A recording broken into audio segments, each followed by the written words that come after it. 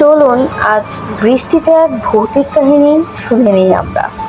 সময়টা প্রচণ্ড বৃষ্টির, কালো আকাশ ভেঙে একটানা বৃষ্টি নামছিল।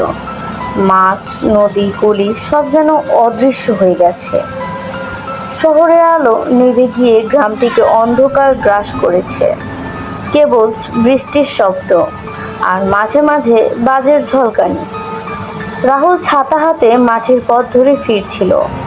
হঠাৎ তার পা থেমে গেল এক পুরনো বট গাছের নিচে। বৃষ্টির ফোঁটা মাটিতে পড়ছিল, কিন্তু গাছটার নিচে আশ্চর্য নীরবতা। হাওয়া নেই, তবুও পাতাগুলো কাঁপছে অস্বাভাবিকভাবে। সে চোখ মেলে দেখল একটি সাদা শাড়ি পরা নারী দাঁড়িয়ে আছে। ভিজছে না, নড়ছেও না, শুধু তাকিয়ে আছে।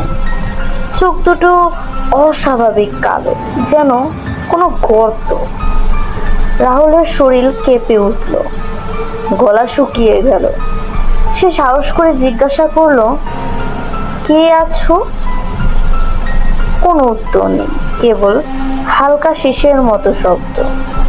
বজ্রপাত হতেই সে দেখলো নারীটির পানি শূন্যে ভেসে আছে, ধীরে ধীরে কাছে আসছে।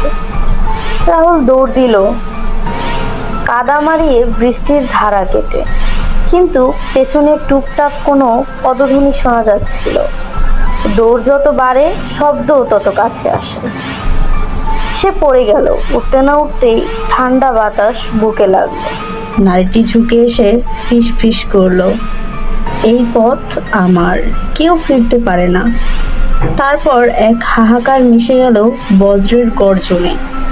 চোখ মেলে রাহুল দেখলো পুরো গাছটা জলে ভাসছে। ভোর হলে গ্রামবাসী তাকে খুঁজে পেল না। শুধু ভিজে মাটিতে ছেঁড়া ছাতার হাতল পড়েছিল। কেউ বলে সে নাকি গাছের ভেতরে বন্দি হয়েছে। আজও ভারী বৃষ্টির রাতে সেই শিসের শব্দ শোনা যায়। কেউ সাহস করে গাছটার তলা দিয়ে আর যায় না। বৃষ্টি বাড়লেই কেবল মৃদু শব্দ আর মৃদু কান্না ফিস ফিস শোনা যায়, যেন রাহুল ডাকছে, আমাকে ফিরতে দাও। গল্পটি কেমন লাগলো তা অবশ্যই কমেন্টে জানাবে। যদি ভালো লেগে থাকে ভিডিওটিতে একটি লাইক করে যাবে। আর এরকম গল্প আরও পেতে হলে আমাদের চ্যানেলটিকে সাবস্ক্রাইব করে আমাদের সাথেই থাকবে।